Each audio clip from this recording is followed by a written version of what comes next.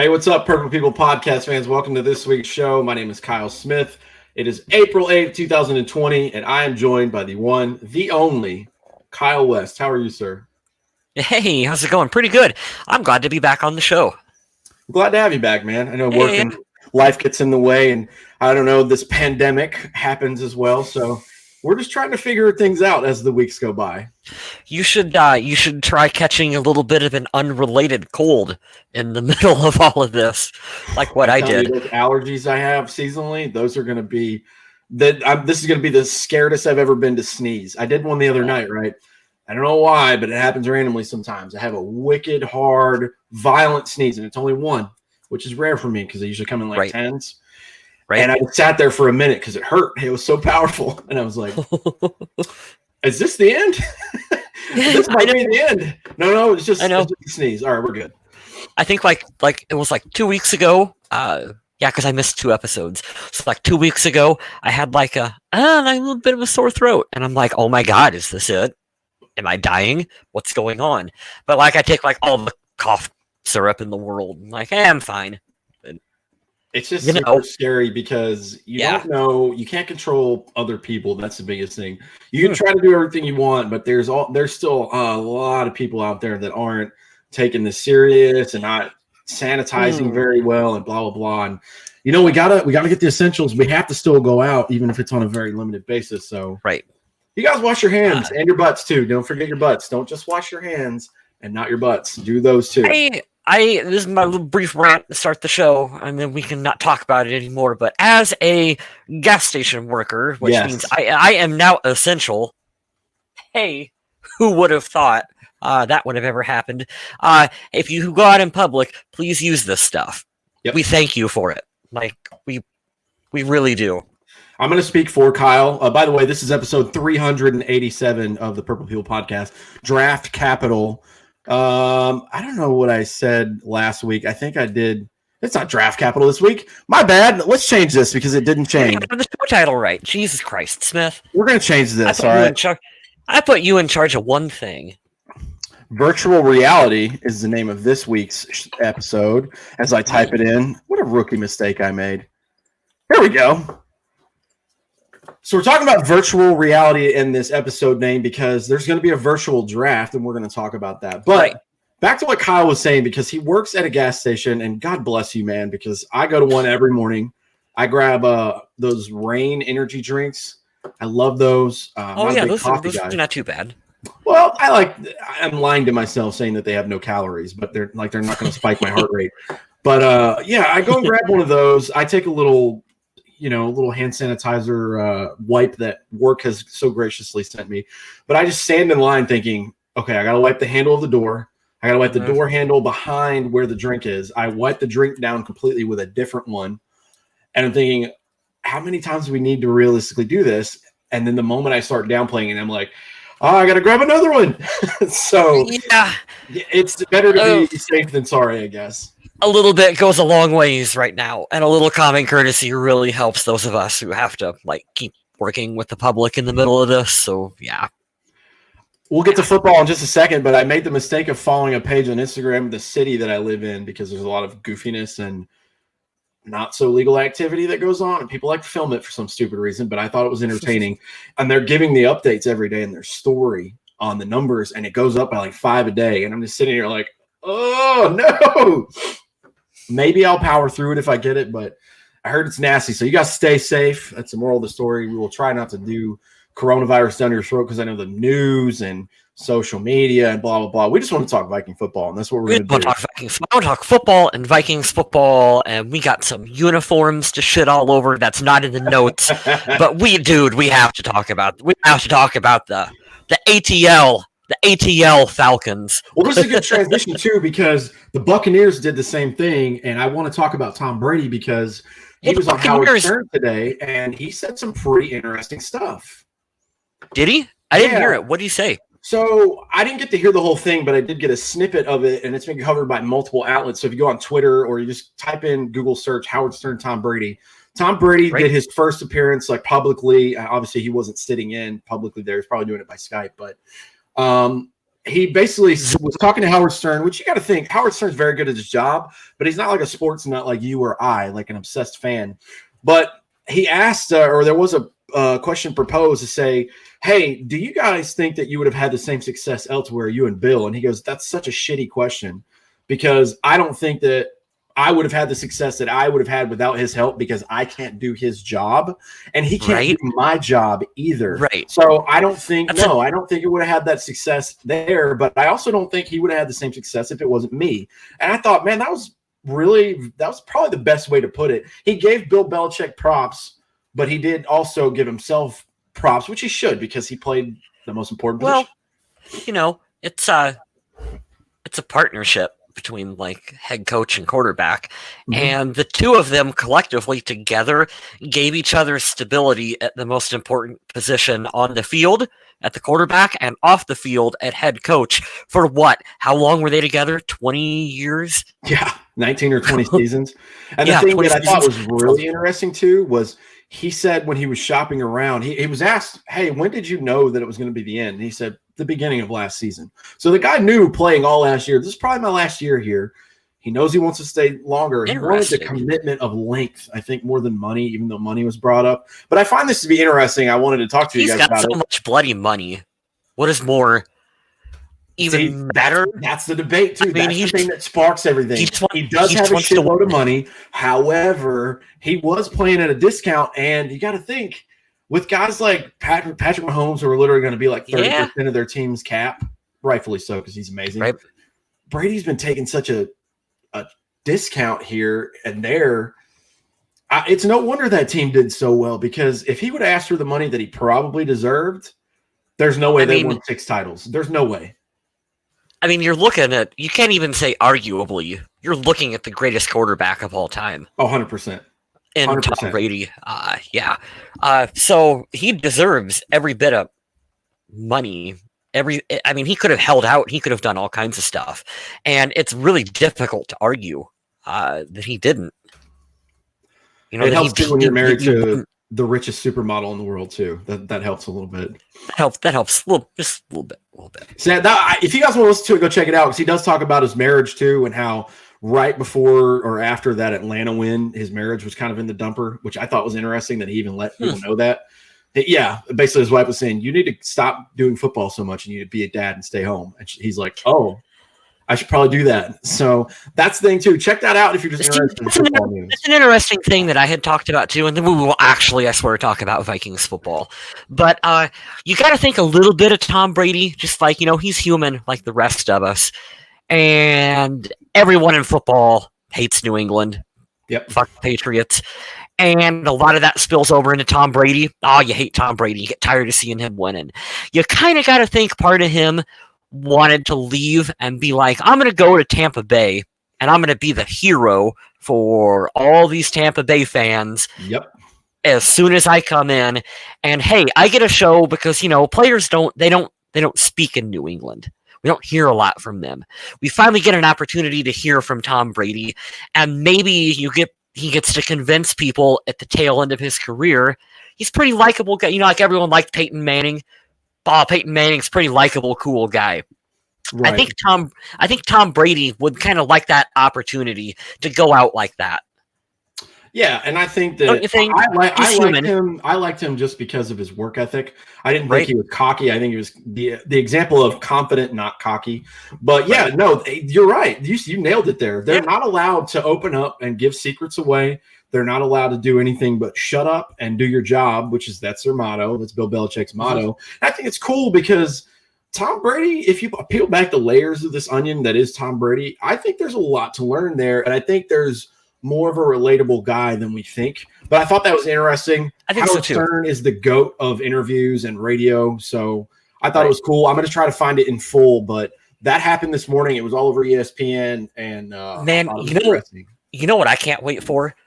One day when Tom Brady finally retires and he gets to just like be open and talk about and talk about his time in New England and give interviews, and he gets to be an analyst and go on ESPN or all these other channels and just unfiltered talk about his time in New England, talk about what it was like with Bill Belichick, and just not have to worry about like representing the Shield in the NFL at the same time, and just talk openly about it. Like, that's going to be very, very fascinating stuff. I would like to see him do what we're doing and do a podcast for a cult fan following that he has. Inevitably, there are New England followers that'll love him forever. There are definitely people who follow players like myself. I think it would be cool just to have him talk about whatever he wants, because I would listen. I'm a sports nerd anyways, but yeah, me too. To transfer that over from what we were initially talking about, we're going to talk about other uniforms, and then we're going to talk about Viking uniforms that we don't like, because Kyle and I talked about it today. And we have a little bit in the chat. Yeah. The first of all, the Tampa Bay Buccaneers, if you go back to the Chris Sims era in like the early 2000s, they had a specific style, the ones that didn't look like digital alarm clock font. And that's what they went back to. You know, some of the numbers are curved and pointy. They got rid of that. And I thought, well, Tom Brady has to be a reason why that happened. So they have new uniforms. The Atlanta Falcons have a new uniform that looks something like straight out of The Longest Yard with Adam Sandler. So you guys should definitely go look those up. It's on Adam Schefter's Twitter, and it's just weird, man. I don't know what I like the effort, but I'm just not a fan of all these, like, we got to make changes every season to stuff. It's like, do we? We really don't. Atlanta, unfairly or not, the alarm clock numbers are going to be tied to like the Jameis Winston era Bucks, and they just like immediately are like, we don't want shit to do with that. So I do like the way they kind of the new ones definitely, they just went back to kind of like the updated like Warren Sapp era, like Tampa Bay uniforms, which there was nothing wrong with those to begin with. Nope. I really don't know why they ever changed from them. So props to them for going back to what worked. Shouldn't have changed it. Atlanta is whatever. It looks like something out of The Longest Yard. I think the ATL across the front of the chest is the stupidest shit that I've ever seen. But they're not terrible. They're not great. Yeah, it's one of those where if you're not going to knock it out of the park and it just be amazing, not sure why you'd want to do it at all if it's not a definite upgrade. But they wanted to make changes. And let's be honest, guys, we were talking about this pandemic with the coronavirus. They're just looking for something to make them relevant. And it's pre-draft stuff. If the team is really hype and they make a pick that they like, they could be like, oh, well, I like these new uniforms and we got the guy I wanted. It's just all a sales pitch. It's all it is. I get it. I'm going to try to share the screen here in just a second, but you can thank Oregon. This is all Oregon's fault. When they started wearing new jerseys, different jerseys, like every game. I'm serious. It's got you're not wrong. You're not wrong. Like every sport, even like NBA, NFL, it's like they're all changing jerseys all the time now. And it's a trend because everyone loved it in college football. Not so much for me in the pros, although I do think sometimes the NBA can get away with some really cool looking different uniforms and stuff. What was that? Miami Heat had like the they've got like that old 80s neon graphics.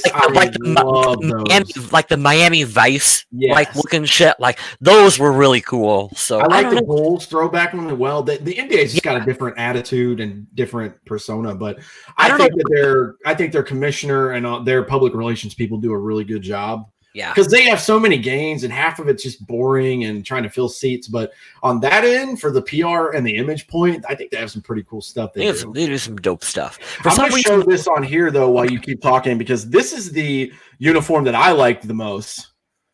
I don't know if you guys, is that coming up on your screen? Oh, yeah, I can see it. Yeah. So that's the throwback uniforms, like what the Vikings would have worn in the, in the 60s, like the Purple People Eater days. Yeah. Back in the golden age. And I really like this flat stripe here. I like the darker purple. I really like this really dark purple color, even though I'm more of a matte kind of guy. I really like the shiny dark purple here. Right. I love everything about these uniforms, and I'm not saying the Vikings need to do them all the time, but we had this discussion in the chat is where everything's a color rush now. Why can't we just do this? I don't know. I don't know why they don't wear their throwbacks more often. I don't think we've worn throwbacks since Brett Favre. I can't think of one. I think we may have done it at least once in the Christian Ponder era, but it's been a minute because we went to these color rush, which I thought last year the color rush was cool. But when we had Ponder, we still had this era that I'm wearing right now. No, yeah. I remember those, and I remember those being like the main uniform, but I feel like we did one color rush while he was there. For some reason, it sticks out. That setting sticks out in that uniform. But these maybe, dope, man. These are really dope, and I really like that. I almost wonder if the NFL has some kind of rule where, like, if you change your uniform, you have to stick with it, other than like you're mandated to do a color rush uniform for this Thursday night game. But I wonder if they mandate it to where, like, you can't wear throwbacks for X amount of years. It's a cool photo. I just wanted to show everybody Visante Shenko and give him a shout out.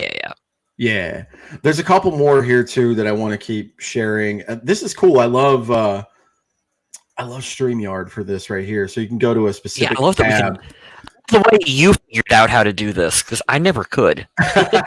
Yeah, it just took a little bit of kind of guessing and fumbling around. But there's also this, like, this is, if it wasn't the Brett Favre one we were talking about, this is the one that I would share with everyone. Like playing the Packers, I believe that's indoors. It looks like a turf field. Those were sweet, man. We need to bring these back at least once a year. Just type in, I don't know if you're on Google or whatever, but just type in like Chuck Foreman, Minnesota Vikings. Yeah, for sure. Let's do that. And just show one of Chuck, because that's like my favorite era jersey is definitely that one. And it was a lot what you were showing too with like the modern throwbacks that they were wearing. Oh, this sucks. Unfortunately. Oh, okay. We got a decent one here. Yeah, I'll bring that one up and show that one in the chat. I think, and this just popped in my head because we decided to talk about this, and then they had a picture of the Packers. Maybe we could do the throwback each home game against the Packers. That would be dope. Or maybe on the road. I would rather do it at home because that's really cool, but that would be pretty cool. To do it at home against the Packers once a year, or like a division rival if we did it against the Bears, that'd be pretty sweet. Yeah, that'd be really fun. So the thing, let me bring this up. However, when I got there, it decided to do an ad blocker on me. So I'm gonna highlight it over here. These are really cool though, and these are like the Randy Moss era ones that you were talking about, right? Yeah, a little bit. We'll bring this over here. So we're gonna show you another uniform that we really like. So if you guys can follow my mouse over here, because when you type in the Chuck Foreman stuff, you can buy some online. But these over here, these are really, really cool. Yeah, those are cool too. I have a John Randall one just like that, and it's really small. I think it's like a kid's extra large, and I was pissed when I got it. But I was going to get him to sign it one day, but maybe he still will if I can make my way up there. But these are really cool.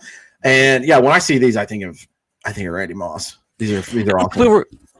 We were talking about in the chat with like the current Vikings uniforms, there's really nothing wrong with them. I think they're pretty good. I think they're an above average redesign. I think there's some nice callbacks to like the old era uniforms with them. I'm still not a big fan of like the little swish on the edge of the numbers. It's kind of grown on me.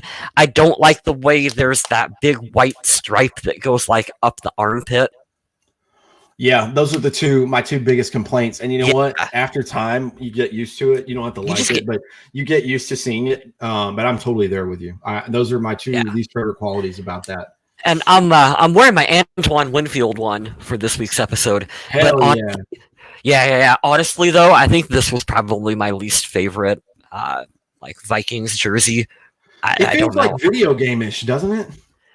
It was there were a lot of teams that had similar stylings to this too. Like the Arizona Cardinals looked really close to this, only just with like a different color scheme. I don't know. It was just a very of its time.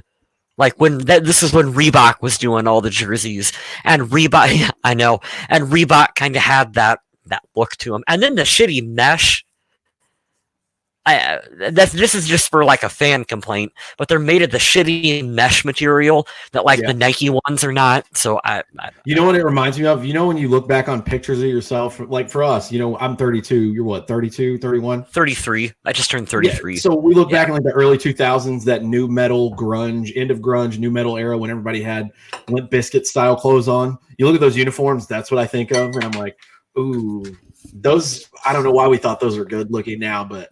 You know, I still wear flannel shirts. No, that's fine. I'm not talking about that. That's a fashion statement. Right. More the era than anything. That's what those remind me of. But do you remember? And hold on, really quick. And then I swear we'll talk about Vikings football. Oh, let's go, man. This is what happens when we run the show. Do you remember in middle school when everyone wore the shorts that would go like all the way, like almost all the way down, and they would be great. They would flare out at the bottom. They're so big, like the huge oversized shorts from like middle school era. Those are the worst. What's up, Skull Prod? Yeah, we were poo-pooing on those. You know, I found something that these guys shared, and me being from North Carolina, the Panthers jumped all over this on Twitter. Oh, that was funny shit. That was so funny. Yeah, you have to look it up. The Panthers made fun of the Falcons' new jerseys because they look like the longest yard. But the very first thing that I saw about these, because they got leaked like earlier today or yesterday, they showed the numbers. And it was whoever their number 28 is, I believe. Or if it was number 20, they cropped it into 8, and then they put 28-3 up against it. And it's just like, dude, if those were the Vikings that played the Patriots that year, we would still be so pissed that people were making that joke. That's the first thing that they went to is that stupid 28-3. So I feel terrible for Atlanta fans, honestly. I was reading that the Rams just completely backtracked on their redesigned logo. They're not going to change it. They're not changing it. I think it was the operations manager said, "Hey, we appreciate you guys' enthusiasm. We really do appreciate all the input, but we're not changing the logo." And it's like, oh, I thought they were. I thought that they were like, "Oh, sorry, we're gonna shit can this." They're sticking with that shit. Yep, that's what I read on Twitter, and I was like, "Wow, you got nothing to do. Why don't you ask the fans to do it for you? You just throw it out there, make them do all the work, and then take the credit for it." Yeah, there is nothing going on right now. There's some talented people out there who are really bored right now. They could make that logo a lot better. Just hold competition with your fans. It's not even that the logo coming in with the ram looks like a penis right here. It's the fact that the other one where it goes around is made out of bolts. And I'm like, dude, don't pay homage to the Chargers. It looks like a Chargers logo. Yeah, no, we talked about that. I was like, that's a really good logo for the Chargers. They gotta hype something up over there because they're opening a new stadium in one of the biggest cities in America. But that was a swing and a miss. Mm-hmm. Everybody was roasting them on Twitter, which that's what Twitter's for. You know, people just run their mouth, but everybody collectively was like, "No, seriously, this sucks." And they're like, "Yeah, too bad we're not changing it." So, LA Rams catching some more L's. Whatever. Well, let's talk about the Vikings. I know we have been blabbering here for a couple minutes. So the Vikings may receive anywhere from 2 to 4 compensatory picks in the 2021 NFL Draft. They lost Trey Waynes, Mackenzie Alexander, Stephen Weatherly, Anderson Deo, Jaron Kearse. This may change depending on the exact rules of the new CBA.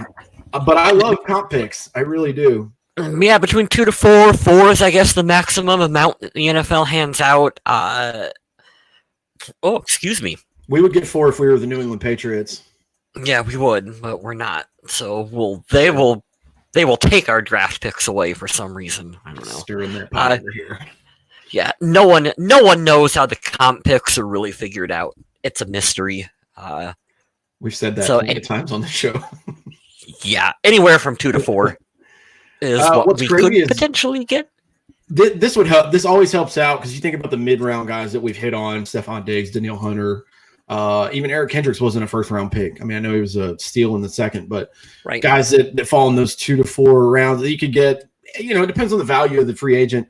Trey Waynes is on here, and I talked to the guys about this. I just wanted to hit on this for a couple minutes, but there's a podcast that I listen to called Locked On Vikings, and they do it Monday to Thursday every week. Trey Waynes was actually interviewed by their guy Luke Braun over there, and I thought it was interesting because this is post him going to the Bengals, so the preface was kind of awkward. But Trey Waynes is actually a really down-to-earth dude, and he actually has hunting roots, and he's starting something in Wisconsin for like a hunting company where basically him and a business partner are going to open up a place. They got 1,000 acres where you can go out and shoot deer. So they'll accommodate to that, which I thought was really interesting, man. I know cool. He likes to fish. I know when B-Rob was there, he was on the boat with him, I think. He was the one I always saw fishing with him. Yeah. Could be wrong, but I think that was him. But yeah, it was cool, man. I saw Trey Wayne's in there, and I wanted to say, give him a shout out to his stuff. You can look into his future business endeavors. That was pretty cool. Right on. This is my favorite part of the quick hits because Kyle West does not have a filter, and it is the funniest thing in the world. And I'm right here with you, and I'm going to shit all over Sports Illustrated too. Sports Illustrated has the Vikings ranked at the number 14 spot on the website's pre-draft NFL power rankings. Why the fuck do we care about that, guys? Pre-draft. I mean, okay, look, let's give them some credit here. We all need content other than coronavirus right now. So we we thank them for the pre-draft rankings. And I get Minnesota has been kind of in the top 10, fallen out to the number 14 spot based on the players that we've lost so far. It makes sense. But it really, really does beg the question, do we care pre-draft to even have a power ranking? Like, what does it matter? I don't know on people who are paid to write stuff because Adam is the three of us. But I'll tell you what I would do. I would wait till after the draft and all the free agent moves are settled, like, you know, the second week of May, and then do like, I don't know, an alphabetical grading system. It's weird. It's like people have done that before. You can give the Vikings a B- for all their free agency and draft moves. I'm sorry, man. I hate this so much. This is stupid. The Vikings could come in and wheel and deal and come out there and nail and just steal a bunch of stuff. They could go in and whiff the entire draft, and I wouldn't pass them one bit to do that either. And then they just get a complete F because they screwed it up like the Cleveland Browns have done the last couple of years. Why you needed a pre-draft power ranking for what? I don't. Power rankings are for the season, all right? That's it. Yeah. We don't need that in friggin' April. That's stupid. But thank you for throwing that in there. Thanks for doing work, Sports Illustrated. You should highlight this next comment on the chat because that ties in really good with what the next quick hit is here, where we have Pro Football Focus has did a little mock draft, and if you want to read out the players that Pro Football Focus thinks we might be taking, including a quarterback in round 3, I thought this was pretty interesting. Pro Football Focus has the Vikings selecting wide receiver Jalen Reagor from TCU at the 22 spot and cornerback Jalen Johnson from Utah at 25. Mm-hmm. This is my favorite. This is me as Kyle Smith as the GM of the Vikings. This is how it should go. We have a friggin' hole at wide receiver, and I'm tired of people overlooking it. I don't want it to be something that like, oh, we'll just hit it in the later rounds. You are underestimating the loss of Stephon Diggs. I'm not undervaluing guys like BC Johnson and Irv Smith, but you are undervaluing the shit out of losing Stephon Diggs because he was a playmaker. Mm-hmm. So I believe 22 and 25, it doesn't have to be wide receiver first, but the first two things that we need the most on and that we lack the most depth at least for experience, is wide receiver and corner. And you can't talk me out of that. Now, if they decide to get a tackle who is falling or they go for a really, really nasty defensive end or D-line prospect, am I going to be mad about it? No. But I'll tell you right here, and this is just my opinion, I see Pro Football Focus, I see first round, I see cornerback, and I think of, who's the head coach? Oh, that's right. Mike Zimmer. Who's going to take a corner in the first round because that's what Mike Zimmer. And I'll be honest with you guys, I watched a bunch of stuff on Mike Hughes from last year. He's not ready, man. He's a very good corner. He'll get there. But I saw a lot of highlights because I've got nothing to do right now. He's getting beat up out there. He is going to have to be ready because our secondary is thin. I mean, razor thin right now. So there will definitely be, and one of those 2 first-round picks, one of them is going to be a corner. For sure. There's no way that the Vikings don't draft a corner. The wide receiver thing has me a little terrified because I don't necessarily trust Rick Spielman drafting a first-round wide receiver based on what he has done In the past couple times he's had to do that, where you brought in Laquan Treadwell. We all know how that didn't work out. Yep. Cordero Patterson was an excellent special teams guy. You did get some production from him on the field, but not quite what you would expect just not for the position you drafted him at. The one and thing he definitely could have went like 2 rounds later. The one thing I will say in defense of Cordero Patterson, you can see why the Vikings tried to draft him in the first round, because numerous teams have all tried with Cordero Patterson, because physically he's got the skill set, height, weight, speed that you look for from a big-time NFL receiver. Lots of teams have tried. Bill Belichick has even tried. You just can't quite get it out of the guy. So I don't quite knock him as hard as what I would like a Laquan Treadwell, who was just a big-time bust for Minnesota. I'm going to say, that's why I brought this up here from Skull Prod. I don't want Denzel Mims because he reminds me of Laquan Treadwell, at least physically. Yeah. And it's just a bad taste in my mouth at the time. I do want a big body guy, but I think Smith will take that spot. Rudolph is still with us. Adam Thielen's not small. He's over 6 feet tall. I want a little speedster, and I'm sorry to say this, and it's recency bias, and you can call this cliche and generic, but you see that Kansas City does pretty well with a short little fast motherfucker named Tyreek Hill. I would love one of those. Right. But this draft is full of athletes, like generational athletes. That's the thing that scares me about this draft so much, because there's like, oh, cool, we have so many wide receivers, you can't miss. No, that's more opportunities for us to whiff on this. And I don't like that. If there's a surefire, you can't fuck this up, you have to draft this guy. Yeah, I get it. But I don't know, man. Jalen Johnson, 16, and CJ Henderson at 17. Yeah, this draft's going to be weird, man. I'm glad you brought that up, but it's going to be weird because we're going to get a name we probably heard of, we probably didn't think we were going to take. Like, I really like Fulton. I really wanted him. I've seen him going as low as, or as high as like 15, 16. And you're thinking, well, how the hell do they have him going at 22 and 25? We don't know what these teams are going to do, but I do want to bring this up because we were talking about the draft. This year in particular is going to be really weird just because on how the draft is going to take place. Let's just go ahead and talk about it right now. Okay, go ahead. They're going to be holding a virtual NFL draft where teams are going to be like, how does it work? They're going to be picking from like hotel rooms or houses, or how is the setup for this? Do you know? I don't know, but I do know that that this is all in response to the coronavirus. I don't have it in front of me, honestly. I have to look it up. My parents wanted to play that game, House Party, and that's not going to happen, guys. We're doing the podcast.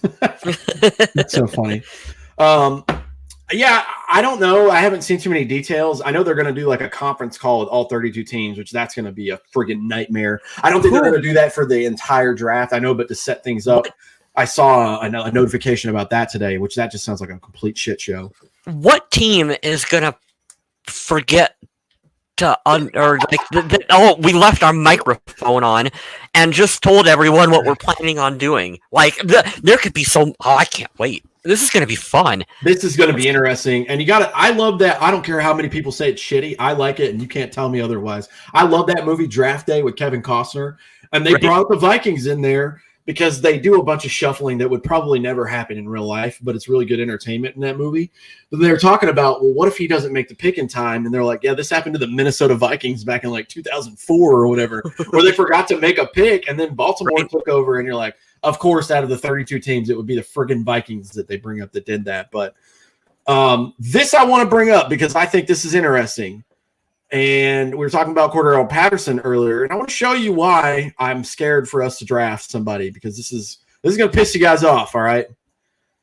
This is the 2013 NFL draft. Sharif Floyd. Now, we can all agree we didn't know he was going to get in trouble there and get injured, but he was a decent player when we got him. He was a good guy, yeah. Whatever, we could shuffle those around. Xavier Rhodes, I would 10 times draft him over again because I loved him. Look who we had, and we could have switched, though, if we didn't go with Rhodes, or let's say we don't go with Floyd here. Look who we pass up right here in the first round. DeAndre Hopkins. And look who we pass even with those 3 picks. Travis Frederick, one of the best centers in football the last 7 years. and we went for a return specialist that was wrong. So I'm scared, guys. I'm scared.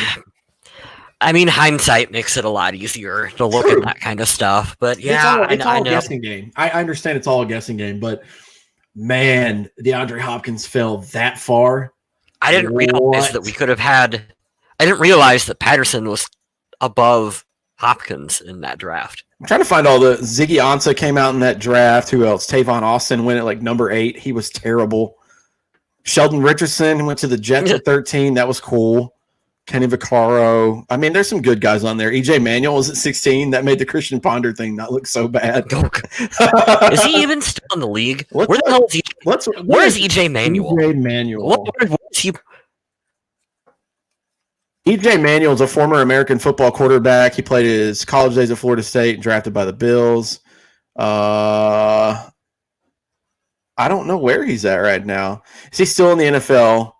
Retires from the NFL. This was May 13th, 2019. He retires from the NFL. Kansas City Chiefs backup. Called it a career after 5 professional seasons. Jesus. He was on the Chiefs as a backup? I didn't know that. Okay. There's your fun fact for the day. Andrew Litola, thank you. I agree. That's all. That's how we all feel. Yeah. All right, back to Viking stuff here. So is Matt Schaub still playing? What's that? Is Matt Schaub still playing? He is. I think he's a backup in Atlanta. That's amazing to me. I love that. I feel like he's been in the league for 20 years. Yeah. Well, let's look this up right now. Hold on. Matt Schaub, when did he come in the league? I want to see when he came in. Go to the career here. Professional career on Wikipedia. Because this is the Vikings podcast and we're talking about Matt Schaub here. Whatever. Holy crap. He came in 2007, it says? No. Atlanta Falcons. All right. 2004 to 2006. Texans from 7 to 13. Kubiak was there. Raiders, Baltimore, and then Atlanta from 2016 to now. This dude's been in the league for 16 years. He made 2 Pro Bowls, guys. Yeah. He was the passing leader in 2009. Oh, my God. Okay. And we decided to sign who at backup quarterback? I can't remember this to me. Who's our backup quarterback? Sean Mannion. Yeah. Oh, okay, guys. Yeah, just wanted to remind you of that. Back to the draft, though. This is really cool. They also, Pro Football Focus, has the Vikings taking quarterback Jake Fromm from Georgia with the 105th selection in round 3. Number 3. I wouldn't be mad if this happened. I think that's exactly where he should be drafted in the 3rd or the 4th round. Right on. If the Vikings snag him in the 3rd round like that with Kirk Cousins, you know he is sitting and learning for the foreseeable future. Mm-hmm. And that would be good. That would be a good situation for him to sit and learn underneath Kirk Cousins and take some time to develop. And maybe he turns into something. Maybe we do the New England thing where we develop him and a couple years from now he looks good in preseason and we flip him for a 2nd round pick and a player or something. You never know what could happen. So I would be okay with that. I would be okay with taking a quarterback in round 3. I think that's a good value for him. I think that he reminds me a lot of his predecessor, AJ. What's his name? Murray. AJ Murray. No, not Murray. Murray? Aaron Murray. Aaron Murray from Georgia as well. He reminds me a lot of him. I think he would be a great backup for a long time. And you know what I'd like to see more of? You know, like the political thing is make America great again. Let's make backups great again. Let's keep backups in the same place too. When is the last time you heard of a backup staying with a team for like 10 straight years? Can the Vikings get that? I would be way okay if they put a 4th round pick into this kid and he stayed with us for 8 years. That just doesn't happen because there's not enough starting caliber quarterbacks to go around. So every team who doesn't have one will just give me that shit. Let me see what I can do with it. Give me that shit. We're just going to throw this out there and take a whim and take a chance. Yeah. But I thought that was cool. That's a good note that Kyle threw in here. I wouldn't be mad if Jake Fromm ended up on the Vikings. That's really cool. I know my brother was stationed in Georgia. He says that his little brother, Jake Fromm's little brother, is going to be even better than he is, which is crazy. Because he played the national title game where Tua did the walk-off. Right. touchdown there, but he was a quarterback for Georgia. That'd be really cool. Maybe they'll take a quarterback this year. They have a ton of draft picks, so we'll see. They got a lot of holes to fill, so I don't know. I don't really think. I know we still have Jake Browning, right? Or is that his name? Yeah. We have Browning still. He had some potential. He's a good third string / camp body, but we'll see how he does. Dave says not Sean Mannion though. Yeah, we don't want him for another 8 years. Trust me, Dave. We feel the same way, dude. We don't know how the hell this guy got a job again. The Bengals have officially signed former Vikings cornerback Mackenzie Alexander, so it is official. Pen has hit the paper for him, so he is not coming back this season. And I thought this was cool, and I wanted to bring this up because Kyle put all these in here. Don't make me sound like I did this, but the NFL did an all-decade team for the 2010s. Let's just run down some of these players because only one Viking made it, and it was kind of sad. And that should tell you, I thought Jared Allen got snubbed. That's just me, and I definitely think I was trying to remember though, what was the bulk of Jared Allen's career before the 2010s though? Or because he was definitely drafted in 2004, but his best season was in 2011, and he didn't go. He didn't play with the Panthers until 2015. He was there for at least half of that time. This is what I think is weird about all-decade teams is they're like from 2010 to 2020. But players, it's not like there's like a whole group of people that retired. And it's like players' careers are split. Like Jared Allen was split between the 2 decades. So I don't understand how you decide whether or not he was a 2010 player or a what do you call it? I don't know what you call the 2000s decade. Like I don't know how you make that distinction. The official terminology for this. Yeah. No, we don't. I don't know how you make that distinction between the two. But. Yeah, because like you said, each player comes out whenever they come out when they're drafted. So cutting them off at just an even number, or sometimes by increments of 10, starting with 0-0 is kind of weird, but.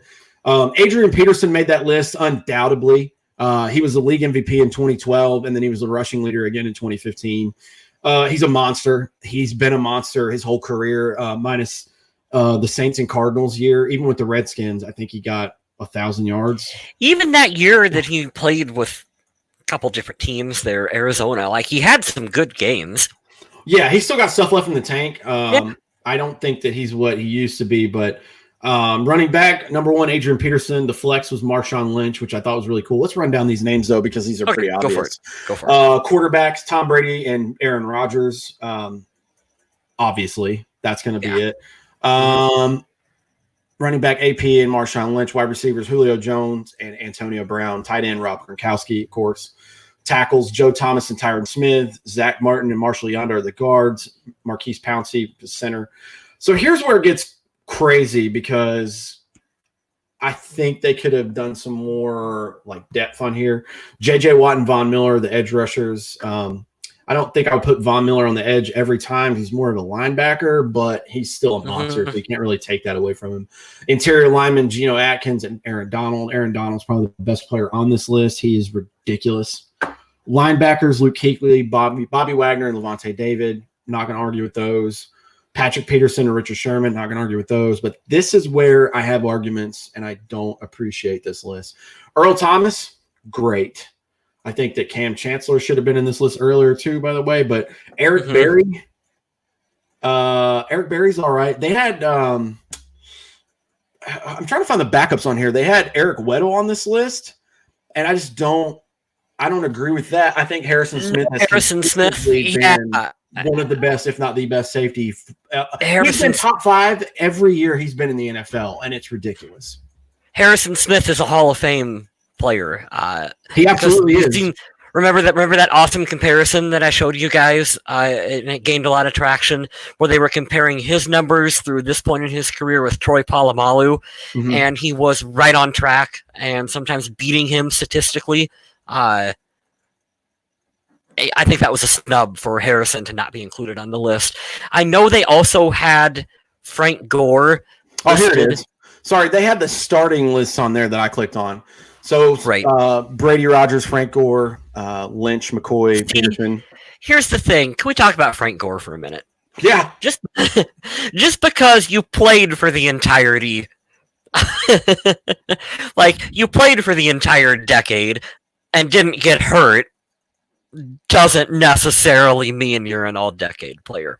It's Look, like you just running into the Hall of Fame 3 yards at a time. All right.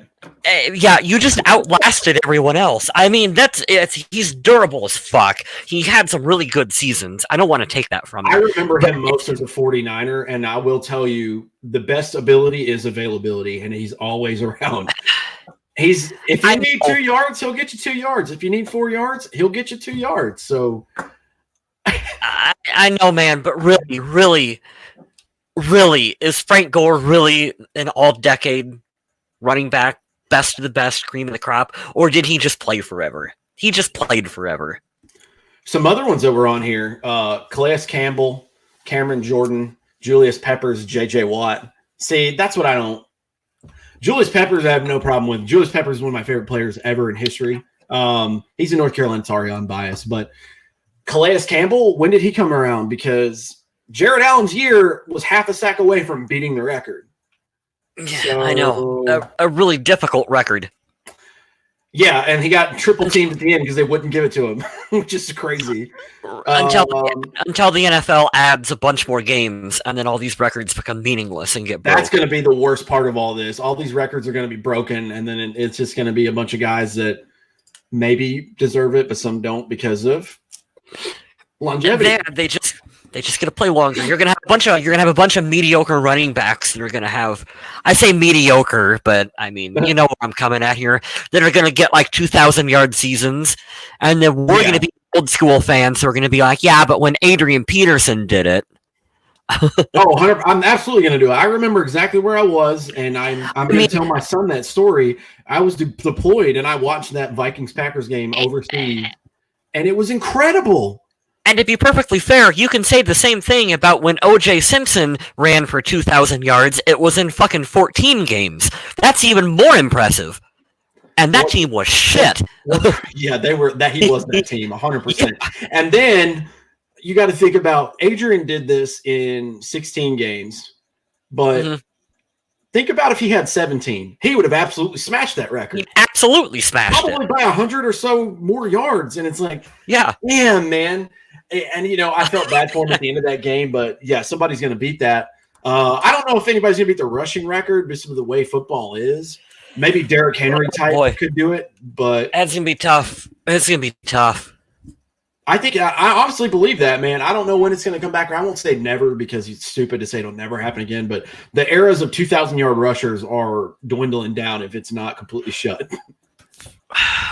With the way most teams are in two-back systems, and especially with like the era of the mobile quarterback, where your quarterback can go out there and put 100 yards out on the ground from your quarterback now, like that really hurts your chances of your running backs putting up big numbers too.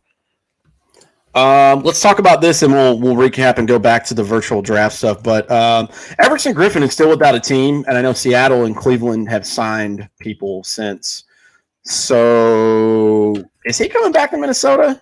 Yeah, I don't know. I thought that was an interesting question to ask you guys. That's pretty crazy. We'll see what happens here. He, I think, was going to find himself a team quick. Yeah. And it looks like everyone in the NFL kind of went, we'll see what happens in the draft. I think people want to go younger, and they want to do more of, it's not that he can't play still. They want to do a younger age kind of thing. I can tell you with this, if he comes back, this isn't going to be one of those things where it's like, F you, you're cool, F you, I'm out. And then we're like, what? Everybody loves him, and everybody was like, oh my God, we're letting Everson Griffen go too? Like, so if he decides that he wants to come back, I think it'll be because he's like, all right, I know the system, I like the coach, I like the area, I'm not as valued as I thought, or people don't value me as big as I value myself. He'll probably come back for a cheaper deal, and I would be all for that. Here's the thing. Come on back, Everson. We'll give you a big old group hug, like you said. Like, Vikings fans want you back. I'm sure Mike Zimmer will take you back. Here's what he needs to do. He needs to get on his phone. He needs to call Brian Robinson, because Brian Robinson was in really close to the same situation at the tail end of his career. And B-Rob ended up taking a pay cut to come back as a backup and help the team out. I think that Everson Griffen should do the same thing. There's still some tread left on the tires for Everson. I still think that he's probably got one or two fairly productive seasons left in him where he can be a solid contributor to probably any team, but in particular the Minnesota Vikings, because he knows the system, he knows the coaches, he knows the players on the team. I think Everson can come back. We can give him not a minimum deal, but a fair deal. Yeah. Because he's tried open market, and open market says you're not going to get yourself a big contract. That's just what the league has told you. So come on back. We'll give you a fair deal. Come to the team. Help out the young guys. Help us get a championship. Be that locker room veteran leader that this team needs right now. And be the Everson Griffen that can get personality, man. That personality. Ooh. We need you out there on the field to get these guys motivated. It's the fourth quarter. Rally the troops up. Get them going. Be that guy for this team. Come on back, Everson. That's what I think, and I hope is going to happen for him. If we need a speech like that every time, man. Come back and rally the troops. Rally the troops, that was good, man. I love that little segment you just did. That's great. I think if he can accept the reality that it's just an age thing and it's not that we don't value you, it's just that we want to keep you fresh. And tell him, hey, straight up, man, you're going to start behind a Fadi and you guys are going to rotate. And if he can accept that and then take the money and you're going to rotate. But here's the thing, though. He's going to be a monster. Right. Jared Allen. Okay, Jared Allen has even talked about how he kind of wishes he would have done more of a rotation. Yeah, instead of being so like, I got to be on the field all the time, because it would have, he would have had more gas in the tank occasionally. And I think for Everson, like, he would benefit more from being in a rotation. It's just inevitable. It happens to all of those guys, and it's so hard for them to let go, because when you're bred and born and coached for decades to just be as competitive as humanly possible and be as physical and aggressive, competitor, and then you got to tell somebody in the blink of an eye when they finally get a moment of maybe rest, or they get a little moment where they're like, all right, cool, I've been doing this for a minute, but I still got it. And they're like, hey, we need you to like take a discount, and also this other guy's get a start in front of you. I can't imagine how much that hurts their pride and their mental status, but he bounced back from a weird year the year before. The Vikings made the playoffs. He had moments where he still flashed. He didn't have the best numbers year that he's had ever, but he's still shown that, nah, dude, I'm a starting defensive end.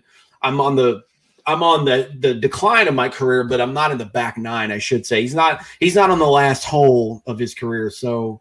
But it's coming up. You can see it off in the distance for Everson too. I think if they could give him like a team friendly, like 2 or 3 year deal and get it at a fair price and say, hey, look, Fadi's up and coming. I want you to coach him up. I want you to rotate, step in. When we ask you to step in, hurt some people, and then just do your thing. If that happens, that'd be great. I didn't see this happening, though. I'll be honest with you. I thought he was going to get picked up by Seattle, because that's what Seattle does, is they sign our players and they go be awesome for them. And they still could, too. Some team could still come in and try to swoop him up and take him in. Here's the thing, though. If Everson is going to enter a training camp battle or enter a backup role, why would he choose some other team over Minnesota? Unless he just has incredibly hurt feelings and feels like, you treated me bad at the end, the door is shut, I'm done. Right. I don't know. Well, why would you go to Seattle?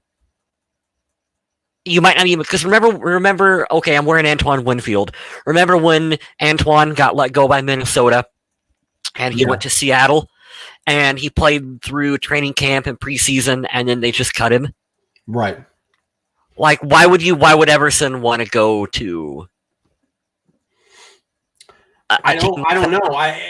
It's all because of I'm trying to get my emotions out of it, because I love this guy. And I do too. When I heavily started following this team around the Brett Favre era is when he came along. I've loved this dude ever since. And especially with B-Rob, him always interviewing on 96 Questions was so much fun because they were like best friends and all that fun stuff. But was it after the Jets game where he gave like the greatest Yes. Yeah, he watches Jarius Wright do that walk-off touchdown at the University of Minnesota, and he just I gotta look this up, man. Everson Griffen Jets game. He was just hype, so man. Funny, man. He just had a personality, and you could tell it was authentic. That's my favorite thing about him. Just an energy about him. I don't think it's going to come up, but we'll see. Highlights in an interview. That's like an awesome post-game interview with Everson Griffen after the game. If we can get this to play, I swear to God. Like a photo of him or something. Yeah, that was my favorite Everson Griffen moment for sure. And then when we had the Minnesota Miracle, he couldn't believe what he saw, and he was just like baffled. He's like, "Is this for real?" And like big ass Linville Joseph just running around like, "Oh my God!" That was the coolest thing I've ever seen. But I'm gonna miss Linval too. That's another player that he was only here for a short time, but man, he really wore purple well, and he really represented the team really well. I really like that guy. He's going to do good in Los Angeles. Yeah, I know. I can't find it. We'll try to put a link up or something if we can. Right. Adam Carlson's article from the Viking Age from 5 years ago is up, but the YouTube link is broken, so that sucks. Yeah. The other thing we talk about here is the virtual draft. I looked some stuff up while we were talking about Everson Griffen. I just want to read you guys some notes because that's what we named the episode after, and it's going to be weird this year. Thanks to this coronavirus, they're not going to do an in-person draft. The draft is April 23rd through 25th, so it's 3 weeks from now. It says, in an attempt to further alleviate such concerns, the league and all 32 teams are expected to conduct a mock draft ahead of the draft, according to Tom Pelissero of NFL Network. So that's pretty cool. They're going to do a mock. I'm sure they're not going to give away what player they want, but they're going to say, we picked this player. Can you hear me? How's the communication? And then this is the interesting part. Bear with me for this paragraph. Concerns emerged in particular on yesterday, with the Falcons general manager Thomas Dimitroff saying he hoped for a bit of leeway during the selection process in the event of technical issues arising. He says, and I quote, "It was determined," this is from Mike Garafolo, "it was determined that there should be no technical issues standing in the way of a team getting a pick in time, so timeouts are out the window." Okay. So in the event that this is like the Titanic where they say it can't happen and it does, it's going to happen. Some team... It's Murphy's Law. It's going to happen. Some team is going to have a shitty internet connection. And they're Mike Garafolo says on Wednesday, offered a slight clarification today in the no timeout policy. He explained that if there's a trade going down and a major technical issue occurs, i.e. a power outage at a GM's home, the league will use discretion to allow for more time to complete the transaction. So they're going to bear with. This was updated from yesterday to today. But this is going to be weird, man. I'm excited that it's going to be on time. I think that there's going to be some whiffs in this draft as well because there's pro days that we didn't get to see, even though there's not already a shit ton of college tape out there. But pro days do hype up players and get them overdrafted, especially quarterbacks. So maybe some guys will fall. Hey, check your Facebook. I sent you a video. I think I found the post game. Well, no, this might be against the Saints. I don't know. Just play it anyway. I think it'll probably be entertaining. Yeah, it's against the Saints. Everson Griffen, man, we love you so much. I love this guy so much. I just want to see if we can play video on this podcast. We can. Yeah. We're going to, and we're going to do that. So you guys bear with us. I'm going to try something new. Adam Carlson, God, bear with us if you're watching and listening to this. Right. Oh God. Yeah, this is going back to the Everson Griffen sound that we were talking about earlier. We're trying to find the Jets interview, but we found the one after the Minneapolis Miracle. Yeah. And here we go. How can you turn the volume up?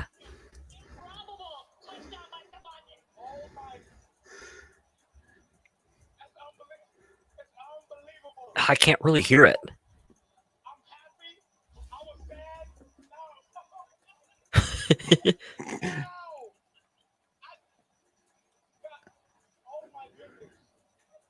Oh my goodness.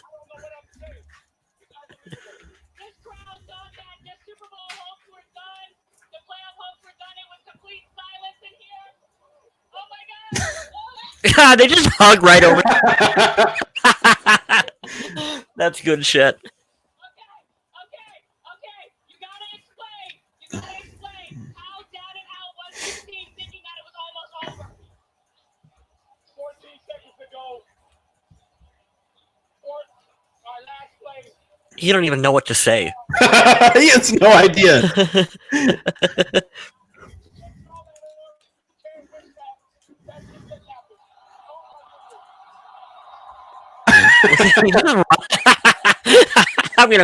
I hope he comes back, man. I'm gonna miss him. He's one of the all-time greats for Minnesota. I don't know if you guys could watch that, but oh god, that's so funny. I couldn't quite get the audio, so we're gonna have to play around a little bit. We're gonna have to play around a little bit with that between us to see if we can figure the audio out for it a little bit better. But man, that's funny. I'm gonna miss Everson. I hope he comes back, man. Do you think he goes in the Ring of Honor? Vikings Ring of Honor, Everson Griffen. Let's look at his stats real quick because I don't know. Then maybe we could wrap it up. Is Everson Griffen going in the Vikings Ring of Honor? I don't know, man. That's crazy. How many sacks does he have in his career with Minnesota? I'm trying to. Where the hell are these at? Fumbles, games, tackles. He has 74.5 sacks. If he comes back and he can get up to like 90 or so in a couple of years, I don't see why not. It's 2 seasons of 7.5 sacks. He can manage that. Jared Allen has 136. God, he's right below John Randall. Jesus. Yeah.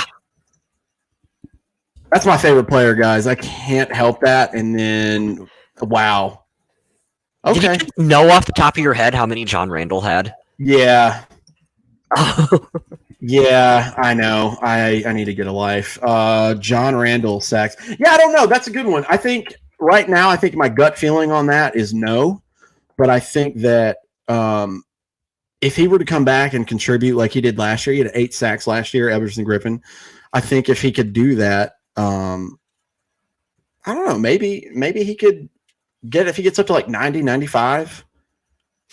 John Randall, this is just really quick what I found, 137.5 career sacks. Yep. Alan Page, 148.5. Jesus Christ. Yeah, remember, back when Alan Page was playing, they fucking hardly kept statistics for everything. It's probably more than that. I just want to defend my boy a little bit here. He has 1.5 more sacks than Jared Allen. And career 14 years, 6, 4, 2, so 13. So around the same time, but you got to take 1 year off from John Randall because he got 1 sack and he didn't start in 1990. So, yeah, about the same. Him and Jared Allen, definitely, yeah. That I don't know. I don't think Everson Griffen's going in there, man, unless he comes back, which is I don't know. If he can get about 15 more, get up to like the 90, because he'd be knocking on 100. It's kind of hard to ignore a guy like that. But with the way Danielle Hunter's moving right now, he's at what, 50-something? He's going to beat Everson Griffen out easily. Danielle Hunter is insane. He's a monster. Yeah, let's say so. I mean, he's at 74.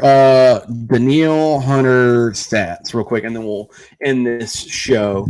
Career 54.5. He's got to get 20 more sacks, and he'll tie Everson Griffen in like half the time. Jesus Christ, nuts. Man. Yeah, he's better than Everson, so he's gonna be. I'm not gonna say it right this moment, but that dude's gonna be a monster, and he's still what, 25?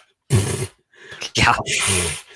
If he's at 50 right now, he could get to 100 by the time he's 30. He's at 54 right now. He could get to 100 by the time he's 30. Yeah. Here's a thing I did not know. Apparently, Alan Page scored a touchdown in 1969. That's awesome. He's a monster. I think it was on an interception, it looks like. Oh, pick six? Yeah. I like that. I told my brother that was my favorite play with Linval Joseph. He's like, what's your favorite Linval play? And I was like, dude, the pick six against the Eagles. He did it in Philadelphia the year after they smacked us in the NFC Championship game. It was like, you ever seen a bread truck with legs run down the street? Because I watched that happen in Philadelphia. Or was it Philly? Yeah, it was Philly. I thought it was against the Jets. Yeah, it's going to be good. We kind of went all over the place tonight, but we wanted to tell you what was going on in the world of virtual drafts, possible draft picks we're going to have. I don't know what they're going to do, man. I hope that the Vikings, and I'll end the show on this, I hope they don't trade up or trade down. I like where they're at. If they're going to move around, I hope they stay in the first round at where they're at and then do some shuffling from rounds 2 through 7. I really like that they have 2 first-round picks because they kind of need to get the blue-chip players.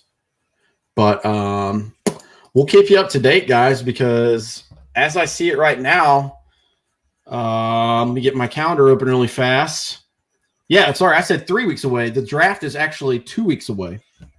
2 weeks from tomorrow, the 23rd to the 25th. So starting 2 weeks from tomorrow night, we'll be there. So we'll get a feel. It's going to be relatively boring for the Vikings. All the cool stuff's going to happen in the first 10 picks-ish. All those quarterbacks that are going to go. Inevitably, somebody's going to get drafted too high. There's going to be some shuffling, but I like the fact that the Vikings have 2 first-rounders, so that'll be really cool. Man, I fell down a hole right here really quick. I'm looking at Alan Page on Wikipedia. Yeah, that is perfectly all right. It's just like you look at his career highlights and awards. 9-time Pro Bowl, 6-time first-team All-Pro, 3-time second-team All-Pro, NFL Most Valuable Player in 1971. That's right. That's the best one. 2-time NFL Defensive Player of the Year, NFC Player of the Year, 2-time NFC Defensive Player of the Year, NFL Champion 1969, NFL 100 Anniversary All-Time Team, NFL 1970 All-Time Decade Team, Minnesota Vikings Ring of Honor, Minnesota Vikings number 88 retired, 2-time NFL Championship consensus All-American. Hey, and then he only has a Presidential Medal of Freedom, and he was on the NFL Supreme Court as an associate judge. And then it's like you look at everything he did after he retired from the NFL, and his accomplishments afterward are maybe even more important than what he did in football. Yeah, absolutely. What an amazing human. As Pat McAfee would say, that's a model human right there. That's a good guy right there. All right. I love what an outstanding dude. Yeah. That's great. I appreciate, by the way, the 4 people that have been in here listening to us ramble for the last hour. Jesus, man. You guys are the real MVPs because we've been talking a bunch of random bullshit today. We got to play around with the modifications here on StreamYard and the cool stuff that we get to do. I will say, closing the show out, we apologize. I'm going to pay for the iTunes and the Podomatic stuff so it can go back up there. But for now, for the month of April, I need you guys to pump up the YouTube numbers if you can.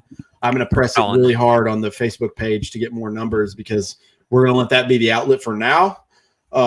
Everybody goes to YouTube for anything anyways, but we want to be able to give it back to iTunes, Stitcher, all that stuff. We'll get there.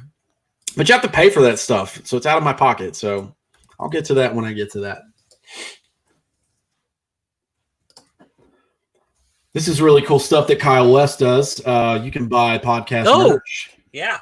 If you go to our Facebook page, you can see it pinned at the very top, Purple People Podcast merchandise. He also does really cool photography stuff. So hit him up, shoot us a message on the page if you're interested in any of that and help him make some money. Right on. Go check out our boy Adam Carlson over at thevikingage.com. You can type in his name. You can actually look at the articles when they're posted by the author, as you would on any site that has articles written. And if you go down to an Adam Carlson article and you interact and comment within that thread, his numbers get hyped up. There's more involvement, and he gets a bigger paycheck. So please go support our guy, Adam Carlson, at not only thevikingage.com, but also at Undead Walking. If you are a Walking Dead fan, he's the guy to talk to about that. He's very good, and he writes for both of these sites. So you should check out that stuff. I don't have anything going on or to plug because I'm in isolation and I have nothing interesting going on. So I want you to support my guys here. And thank you again, everybody. Thank you so much for tuning in. If you would do us a favor, here are the links. You can't mess it up. YouTube.com or Facebook.com/Purple People Podcast. You could mess it up. We could mess it up. I messed up the episode name to start on the banner, so that's definitely true. Some would say this whole podcast is a mess up. I would be some.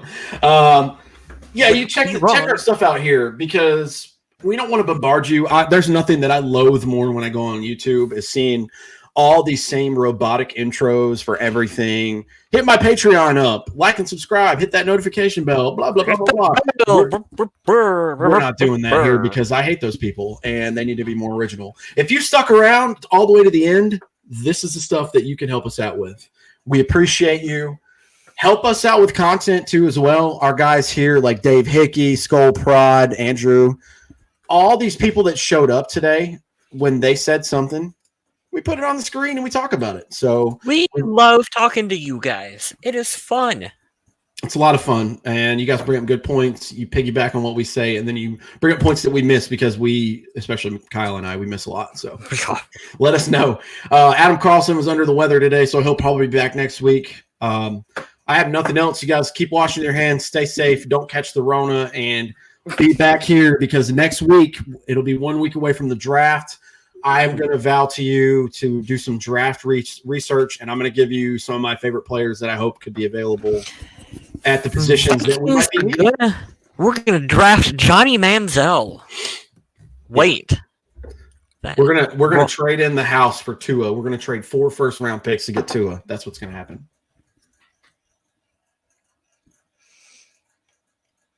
Stay classy. No, I'm just kidding. Wouldn't that be the best way to end the show? No, we're gonna do some draft research. I'm gonna do that this week because I have a couple of days off and I just need a break from all this nonsense going on in the world. But thank you guys again. I don't have to beat a dead horse. You know where to find us. Support our stuff, and we'll see you next week. Stay classy, Minnesota.